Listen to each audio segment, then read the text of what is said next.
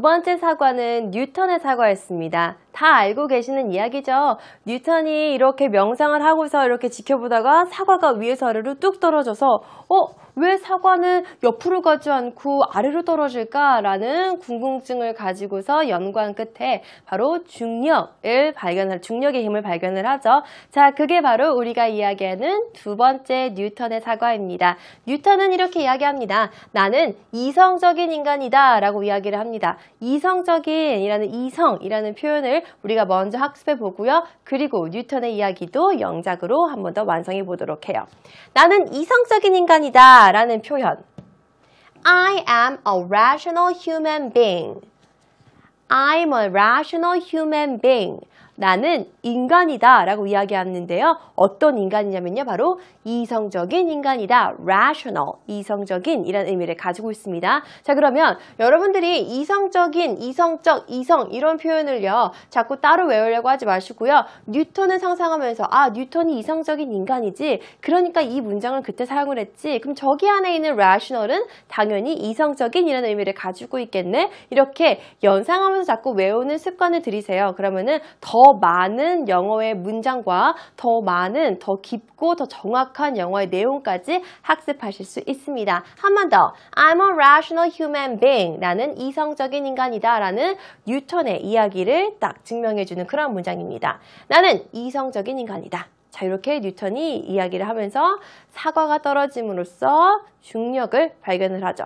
자, 그 내용을 우리가 영작을 한번 해보도록 하겠습니다. 중력, 자연 법칙을 밝혀내기 시작하는 인간의 과학이라고 이야기가 나왔네요. 뉴턴은 자연의 법칙을 밝혀내기 시작했다. 그것은 만유인력의 법칙이다 라고 이야기했습니다. 이 내용을 저희가 영작으로 만들 거예요.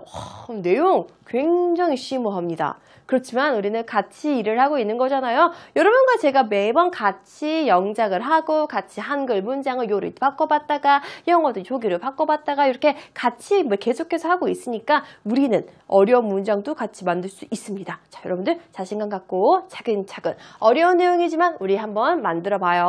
뉴턴은 자연의 법칙을 밝혀내기 시작했다. 자, 그럼 이 문장을 또 저희가 trim 해야 되는 거죠. 간결하게 먼저 바꾼 이후에 그 이후에 더 information을 붙이는 작업을 하도록 하겠습니다. 뉴턴은 자연의 법칙을 밝혀내기 시작했다. 뉴턴은 시작했다. 시작, start 정도가 올 수가 있겠습니다.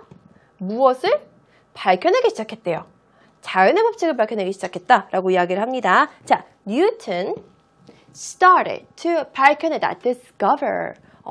discover를 썼구나.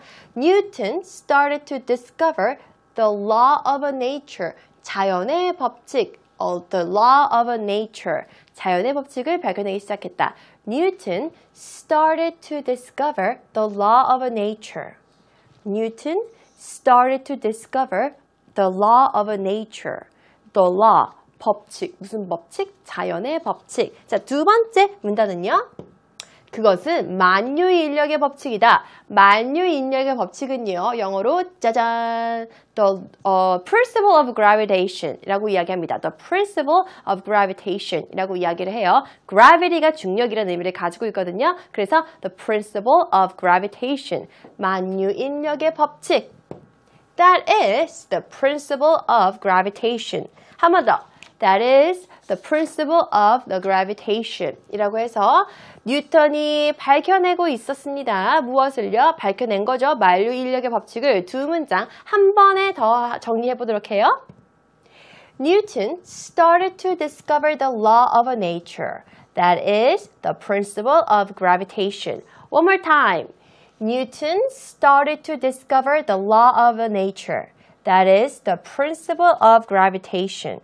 이렇게 해서 뉴턴이 어떠한 걸 발견했는지 두 번째 사과가 거기에서 어떤 도움을 줬는지까지 살펴봤습니다. 자, 많이 널려왔습니다. 세 번째 사과 이야기입니다.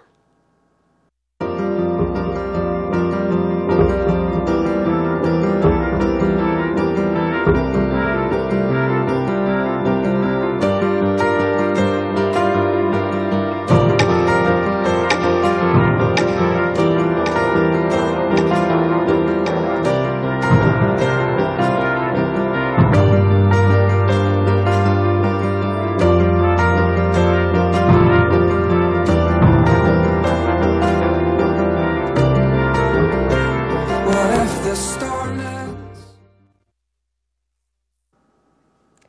세 번째 사과는 세잔의 사과였습니다. 세잔은요, 굉장히 유명한 화가고요. 이분은 우리가 어떻게 이야기하냐면은 현대미술의 아버지라고 이야기를 합니다. 굉장히 부유한 집안에서 태어났던 사람이었고요. 그때 당시에 이제 인상파를 거쳐서 계속해서 자기만의 인상파를 거친 이후에 탈피를 해서 자기만의 이제 작품 세계에 이제 빠져들어서 굉장히 많은 제품을 그렸는데요. 특히 유명한 게 사과 그림이었어요. 그래서 왜 이 사람이 사과를 그렸느냐라고 많은 사람들이 굉장히 생각을 했는데 이 사람은요. 자연의 내부에 굉장히 초점을 두었고요. 사과도요. 이쪽에서 본 사과, 저쪽에서 본 사과가 다르다고 생각을 해서 사과만 관찰을 해서 그림을 굉장히 많이 그렸습니다. 그리고 나서 그 사람들의 그림에 영감을 많이 받아서 현대미술의 문을 활짝 연 사람으로 우리가 평가를 하고 있고요. 그래서 현대미술의 아버지라고 우리는 세잔을 칭하기도 합니다. 그렇게 유명한 사과가 바로 세 번째 세잔의 사과입니다. 이 사람은요, 자기 자신을 이렇게 표현을 합니다. 나의 열정은 순수하다. 나는 자연의 내부가 너무너무 표면보다 내부가 어떻게 변하는지, 껍질이 무슨 색깔로 변하는지 이런 게 너무 궁금하고 그것도 너무 중요하다고 생각을 해서 하나의 색깔을 표현하는데도 굉장히 많이 치중을 한 거고, 정물이지만 움직이지 않는 물체지만 그 안에 모든 움직임까지 내부까지 다 알아내고 싶었기 때문에 사과를 그렸고, 그래서 나의 열정은 순수하다라고 이야기를 했죠. 그럼 나의 열정은 순수하다. 영어로 어떻게 표현할까요? 열정은요, 여러분, passion. 우리가 많이 알고 있는 단어입니다. passion. 순수는요, pure 이라고 이야기를 해요. 자, 그럼 다 알고 있어요. 우리는 열정은 passion인 거고요. 순수는 pure입니다. 표현. 어떻게 할 수 있을까요? My passion is pure. My passion is pure. 나의 열정은 순수하다. My passion is pure. 이렇게 표현을 할 수가 있는 거겠죠? 나의 열정은 순수하다. 이 정도의 표현은요, 여러분들이 알고 계시면은요, 일기장에도 쓸 수가 있는 거겠네요. passion은요, 그리고 또 영어 단어에 있어서 굉장히 열정적인 단어, 굉장히 긍정적인 단어거든요. 그러니까 여러분들이 passion이라는 단어는 꼭 알아두셨으면 좋겠어요. 발음 유의하세요. passion과 fashion은 충분히 다릅니다. 하셨죠? passion을 너무 정말 열중적으로 발음하다가 갑자기 fashion 이렇게 발음하면은 그게 내가 전달하려는 의미와 달라질 수가 있으니 발음까지 유의하셔서 다시 한 번만 더 읽어볼게요. My passion is pure. My passion is pure. 나의 열정은 순수하다 라고 세잔이 이야기를 하고요. 그렇게 순수한 그는요, 사과를 관찰을 하면서 그림을 그립니다. 다음 문장입니다. 자유로워지는 상상력이라는 표현. 사과만 관찰을 하니까 그의 상상력도 자유로워졌고요. 그의 그림에도 변화를 불러일으키죠. 사과를 관찰하면서 내 상상력도 한계가 없었다라는 표현입니다. 사과를 관찰하면서 내 상상력도 한계가 없었다. 한계가 없었다라는 표현은요. 한계는요. 우리가 limit이라고 이야기를 해요. 근데 한계가 없다라고 표현을 할 때 어떻게 할 수 있을까요? No limit 이렇게 이야기해도 되고요. limitless 라고 이야기해도 되고요. 상관없습니다. 여러분들이 하고 싶은 표현을 그대로 가져다 써도 무방하니까요. 여기에서 여러분들이 하고 싶은 대로 쓰시면 되는 거고요. 문장에서는 한계가 없었다라는 표현을요. 이렇게 표기했습니다. There was no limit 이렇게 표기했습니다. There was no limit. 거기에는 한계가 없었다. 다시 말해 한계가 없었던 거죠. 뭐에 대한 한계가 없었는데요. To my imagination. 내 상상력에는 한계가 없었다라고 이야기했습니다. 뭐뭐 하는 동안 as I was observing apples. as는요, 뭐뭐 하는 동안으로도 우리가 해석할 수 있어요. 자, as 같은 전치사 혹은 접속사죠. 얘는 사용법에 따라서 어떻게 사용되는지에 대한 호칭도 변하고요. 의미도 많이 변해요. 이게 전치사인지 접속사인지를 알아내는 게 독해에서 중요한 게 아니고 영어에서 중요한 게 아니라 이 as가 여기에 쓰였을 때 이 문장을 우리가 어떻게 이해할 수 있는지 그걸 알아내는 게 중요해요. 다시 모든 문장에 있는 얘가 전치사인지 접속사인지 목적어인지 뭐 소유격인지 대명사인지 이런 명칭을 아는 건 별로 중요하지 않습니다, 여러분. 그것보단 얘가 이 자리에 들어갔을 때 어떤 의미로서 사용이 되는지가 중요한 거예요. 그래서 한계가 없었어요. 내 상상력에는 한계가 없었는데 as는요, 뭐뭐 하는 동안 또는 내가 뭐뭐 하면서로 여기서는 해석을 할 수가 있겠습니다. 그래서 한계는 없었어요, 내 상상력에는. as 뭐뭐 하는 동안에 I was observing 관찰하는 동안에 라는 의미를 가지고 있는 거죠. 무엇을 관찰했는데 내가 사과를 관찰하는 동안에는 거기에 내 상상력에는 no limit, 한계가 없었다라고 이야기를 합니다. 이 짧은 문장에서도 우리가 많은 사실을 캐치할 수가 있었네요. 다시 한번 읽어보도록 하겠습니다. There was no limit to my imagination as I was observing apples. 한 번 더. There was no limit to my imagination as I was observing apples 라고 하면서 세 잔의 세 번째 사과까지 알아봤습니다. 자, 이 세 개의 사과를요, 다시 한번 표현한 사람이 있습니다. 역사상 유명한 사과가 세 개가 있었는데요. 첫 번째는 이브의 사과고요. 두 번째는 뉴턴의 사과고요. 세 번째는 세잔의 사과입니다. 라고 프랑스 화가 모리스 드니가 이렇게 표현을 했다고 해요. 자, 이 표현을요, 영어로 같이 한번 다시 학습해 보도록 하겠습니다. There are three famous apples in history. One is Eve's apple. Another is Newton's apple. And the other is Suzanne's apple 이라고 하면서 표현을 했다고 하죠. 자, 첫 번째 하나씩 읽어 내려가 보도록 해요. 세 개의 유명한 사과가 역사상 존재합니다. There are three famous apples in history. 세 개의 유명한 사과가 존재합니다. 역사에 존재합니다. There are three famous apples in history. 이 there, 뭐 here 이런 것들 해석할 때가 가장 애매해요. 우리나라 말로 옮길 때. 우리는 항상 there를 거기에는 이렇게 해석하잖아요. 근데 그 사실 알고 계시죠? there나 here는요, 유도부사라고 우리가 이야기를 해서 진짜 주어는 뒤에 있는 애들이 진짜 주어다라는 것까지도 꼭 기억하시면서 그 생각을 유념하시면서 이 문장을 다시 한번 바라보게 되면은 왜 얘가 주어로서 역할을 했는지를 다시 한번 확인할 수 있습니다. There are three apples in history. 거기에는 세 개의 사과가 역사에 존재한다. 이렇게 해석하면은 한국말로 어색하니까 얘를 먼저 주어로서 우리가 생각을 하고선 읽어 내려가시는 게 가장 중요합니다. 유명한 세 개의 사과가 존재합니다. 자, 보세요. one, another, the other. 이거 이제 우리 학교에서 굉장히 많이 공부하는 문법 내용 중에 하나죠. one another인지, one the other인지 이런 것들 많이 궁금해하잖아요.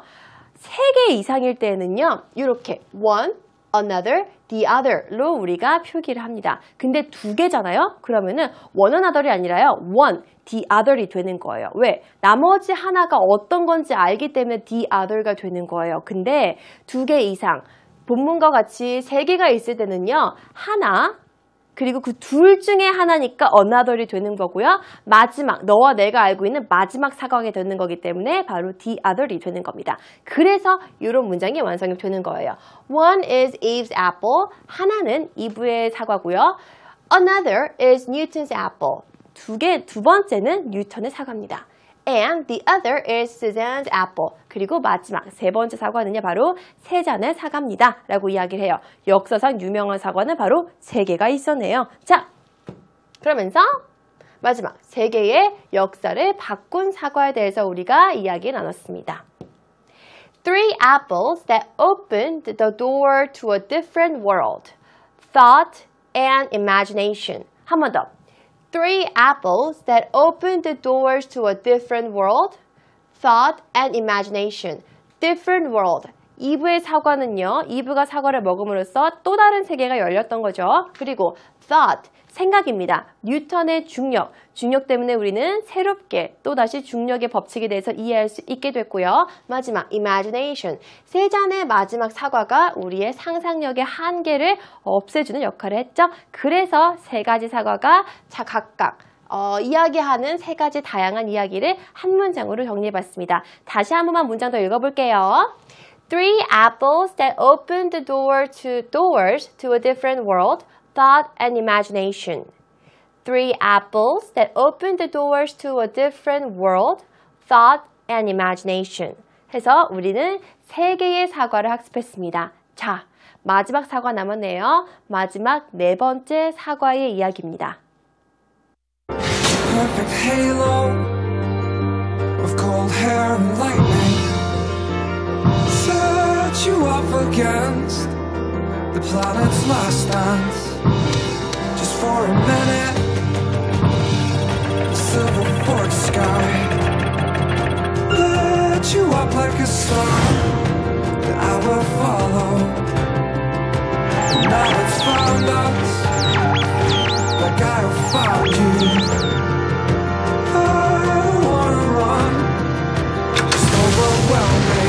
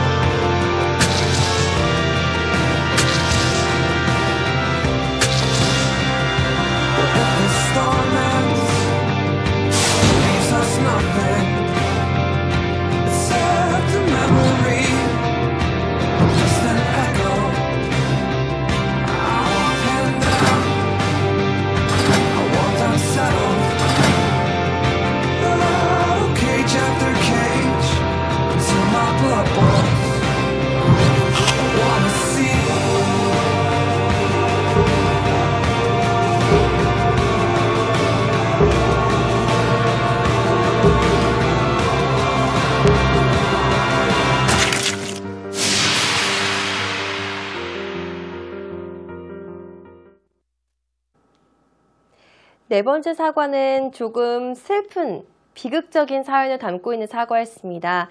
바로 수학 천재. 한 천재가 삼켜버린 네 번째 사과였죠. 수학 천재 앨런 튜링이 삼켜버린 네 번째 사과에 대한 이야기였습니다. 이 튜링은요, 굉장히 유명한 수학학자였고요. 실제로 세계제 2차 대전 때 독일군을 상대로 영국군을 승리로 이끌었던, 거기에 굉장히 많이 공헌을 한, 해독을 한 거죠. 암호를 푸는 작업을 한 거예요. 그리고 나서 굉장히 많은 사람들이 이 사람의 업적을 막 칭송을 했었는데, 그때 당시 영국에서는요, 동성연애가 금지되어 있었대요. 근데 이 튜링 수학학자는요, 동성연애를 했다라는 사실이 밝혀지면서 영국 국가 차원에서 이 사람한테 굉장히 심한 처벌을 내린 거나 다름이 없었던 거죠. 호르몬제를 이렇게 막 투여시키면서 이 사람이 그걸 견디지 못해서 굉장히 어린 나이였습니다. 42살의 어린 나이에 청산가리가 들어있는 사과를 베어 먹고 죽음을 택한 거죠. 근데 여기 죽음에도 굉장히 많은 설이 있습니다. 이게 타살이었는지 정말 자살이 맞는지에 대해서도 아직까지도 의견이 분분하다고 해요. 하지만 어쨌든 우리가 이야기해봐야 될 것은 정말 이렇게 천재적인 이 수학가가 비극적인 운명을 맞이할 수밖에 없었던 이 상황이 굉장히 안타까웠었고, 거기에서도 사과, 바로 우리가 오늘 이야기하는 네 번째 사과가 있었다라는 것까지. 자, 그러면은 어떤 내용을 우리가 이야기할 거냐면요, 이 내용입니다. 사회는 나에게 여자로 변하도록 강요했다. 그러므로 나는 가장 순수한 여자가 선택할 만한 방식으로 죽음을 택한다 라고 이야기를 해요. 그래서 많은 학자들이 이 죽음을 택하는 방법이 마치 백설공주가 독이 든 사과를 먹는 것과 같았다라는 표현으로 비유적으로 표현을 하기도 한다고 합니다. 자, 그러면 우리는 먼저 첫 번째 문장을 같이 영어로 만들어 보겠고요. 그리고 나서 두 번째 문장도 영어로 한번 바꿔보는 작업을 같이 해보도록 하겠습니다. 사회는 나에게 여자로 변하도록 강요했다. 사회는 나에게 여자로 변하도록 강요했다 라는 표현 먼저 같이 볼게요. 사회는 강요했다. 자, 강요했다 라는 표현은요, 영어로 force 라고 합니다. force, 강요하다, force. 기억하세요. 사회는 강요했다. 그럼 사회는 society가 되는 거죠. 이 정도의 단어는 우리 이제는 많이 알고 있으니까 따로 자막으로 여러분들한테 힌트 안 줘도 알고 계시는 거죠. 강요하다는요, 바로 force라는 표현입니다. 사회는 강요했다, force라는 표현을 이용해서 영작을 해보도록 하겠고요. 나를 강요했대요. 나한테 어떻게 변하도록. 여자로 변하도록 강요했다라는 의미, 뭐뭐로 변하게끔이라는 의미는요, turn into라는 의미를 가지고 있습니다. 뭐뭐로 변하게 하다, turn into. 같이 외워두세요. turn into. 뭐뭐로 변하게 하다, turn into. 자, 그러면 사회, society, 강요했다, force, me, 나한테, 여자로 woman, 변하도록 turn into. 다 알고 있습니다. 자, 그러면 이제 알고 있는 모든 단어들을 우리가 영어로 말이 되게끔 한번 만들어 봐요. The society forced me to turn into a woman. 다 알고 있는 표현이었죠? 자, 다시 보겠습니다. The society, 사회는요, 강요했다, forced. 나를 강요한 거죠? forced me. 어떻게 하라고?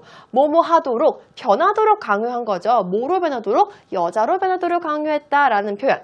The society forced me to turn into a woman. 한 번 더. The society forced me to turn into a woman. One more time.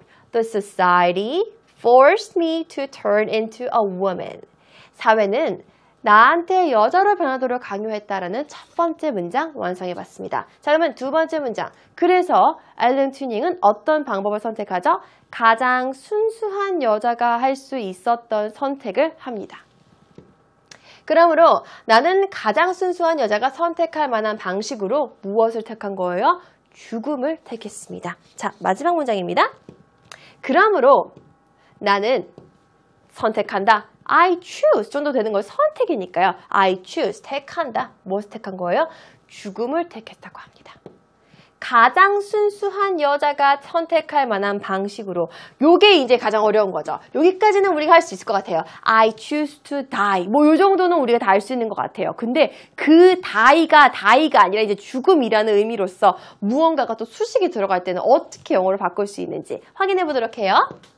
Therefore, 그러므로, therefore, I choose to die. 나는 죽음을 택했습니다. 죽을 것을 택한 거예요. 어떻게 죽을 건데? In the way, 어떤 방식이냐면 in the way, the purest, 가장 순수하니까 최상급을 쓴 거죠. The purest, 가장 순수한 최상급을 표현했었습니다. The purest woman would choose. 한 번 더. Therefore, I choose to die in the way the purest woman would choose. 그러므로 나는 선택합니다. 죽을 것을 선택을 했는데요. 어떤 방식으로 죽을 거냐면요. 가장 순수한 여자가 택할 법한 방식입니다. Therefore, I choose to die in the way the purest woman would choose. Therefore, I choose to die in the way the purest woman would choose. 해서 두 번째 문장까지 완성시켜봤습니다. 완성시켰던 문장 두 개 한꺼번에 다시 한번 보도록 해요. 같이 읽어보겠습니다. 시작! The society forced me to turn into a woman. Therefore, I choose to die the way the purest woman would choose. 한 번 더. The society forced me to turn into a woman. Therefore, I choose to die the way the purest woman would choose. 사회가 나를 강요했고 그래서 나는 가장 순수한 여자가 선택할 수 있을 법한 방식으로 죽음을 택한 이 비극적인 결말이었습니다. 자, 그런데요. 이 사람의 업적은요. 이 사람이 죽고 나서 사람들이 많이 그 업적에 대해서 다시 평가를 해주고 이 사람이 했었던 것을 기리기 위해서 이 사람을 토대로 만든 앨런 튜닝을 토대로 만든 상도 제작을 해서 그 분야 컴퓨터와 그리고 수학의 천재였던 이 분야에서 중요한 업적을 낸 사람들한테 상도 주어주는 그런 이야기를 한다고 해요. 그래서 실제로요. 이 사람의 상패입니다. 이 명패라고 이야기를 하는데요. 앨런이라는 사람, 앨런 튜링에 대한 이 명패를요. 사람들이 계속 보면서 새기고 있다고 해요. 자, 훗날에 우리 세대가 어떻게 이 사람의 업적을 기리고 있는지. The Turing Award, 이거는요, 명칭이 튜링 상이라고 제정을 했습니다. The Turing Award has been given. 계속해서 사람들한테 수여가 되고 있어요. 그 분야, 수학과 컴퓨터에서 굉장히 뛰어난 업적을 이룬 사람들한테 계속해서 상을 주어주고 있는 건데요. 이건 1년에 한 번씩, annually, 연마다 주어지는 그런 상이고요. By Association for Computing Machinery, ACM이라는 단체로부터 상이 수여가 됩니다. For technical or theoretical contributions to the computing community. 컴퓨터 사회, 컴퓨터 커뮤니티에서 굉장히 중요한 기술적인 혹은 이론적인 어떠한 업적을 만든 사람들한테 튜링 어워드라는 튜링 상이 이렇게 수여가 된다고 해요. 1년마다 연례적으로. 그런데요, 이 상은요, it is widely considered to be the computing world's highest honor, equivalent to the Nobel Prize. equivalent to라고 하면은 동등한이라는 의미를 가지고 있어요. 요게 더 중요한 내용이었기 때문에 앞에 문장을 조금 빠르게 넘어갔습니다. 이 문장이 더 중요합니다. 의미거든요. 그 상의 의미는요, 바로 무엇이냐면요. It is widely considered. 이거는 굉장히 많은 사람들이 이런 식으로 이야기를 하고 이해를 한다. 많은 사람들이 이렇게 이해하고 있고 간주된다라는 의미입니다. 어떻게 간주되냐면요. The computing world's highest honor. 컴퓨터 세계에서는 가장 높은, 정말 가장 영예로운 그런 상이라고 해요. 이건 마치 이렇게 얘기하면 우리가 어떤지 감이 딱 안 오니까 어떤 것과 비교해서 이야기를 했냐면요. 바로 노벨상과 비교해서 이야기했습니다. 이 문장 같이 한번 읽어보도록 해요. It is widely considered to be the computing world's highest honor, equivalent to the Nobel Prize. One more time. It is widely considered to be the computing world's highest honor, equivalent to the Nobel Prize. 라고 우리가 정리를 했습니다. 그래서 튜링상을 받은 사람은 굉장히 그 분야에서 뛰어난 업적을 이뤘다라고 이야기를 해요. 근데요, 재밌는 사실은요. 이 사람이 베어먹은 사과의 모양이 여러분들이 알고 있는 지금 현재 컴퓨터 혹은 휴대전화를 평판하고 있는 스티브 잡스의 애플 로고와도 비슷하다고 이야기를 해서 사람들이 스티브 잡스가 만들어진 그 회사의 로고가 이걸 따온 건가? 라고 많이 의문을 제기를 했다고 하는데 스티브 잡스가 그게 아니라고 이야기했습니다. 거기서 어떻게 이야기했냐면요. 그랬길 바랬는데 그건 아니야 라고 이야기를 했대요. 이거는 이제 스티브 잡스의 로고에 대해서 그 애플사의 로고에 대해서 나온 사람들의 뒷이야기입니다. 자, 비극적인 네 번째 사과였습니다. 우리는요, 오늘 3가지 사과에 대해서 알아봤습니다. 첫 번째는 2부의 사과였고요. 두 번째는 뉴턴의 사과, 세 번째는 세잔의 사과였고, 마지막은 앨런 튜링의 사과였습니다. 자, 사과를 먹을 때도 여러분들 그냥 맛있게 드시지 마시고요. 오늘 우리가 배웠던 이야기도 생각하면서 사과를 먹으면 좀 더 뜻깊지 않을까라는 생각이 드네요. 마지막 순서죠, 팝퀴즈입니다.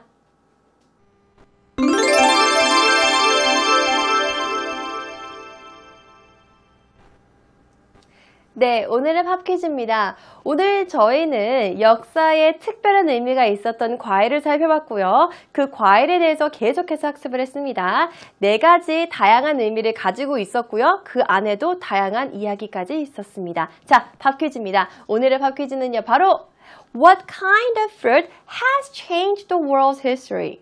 What kind of fruit has changed the world's history?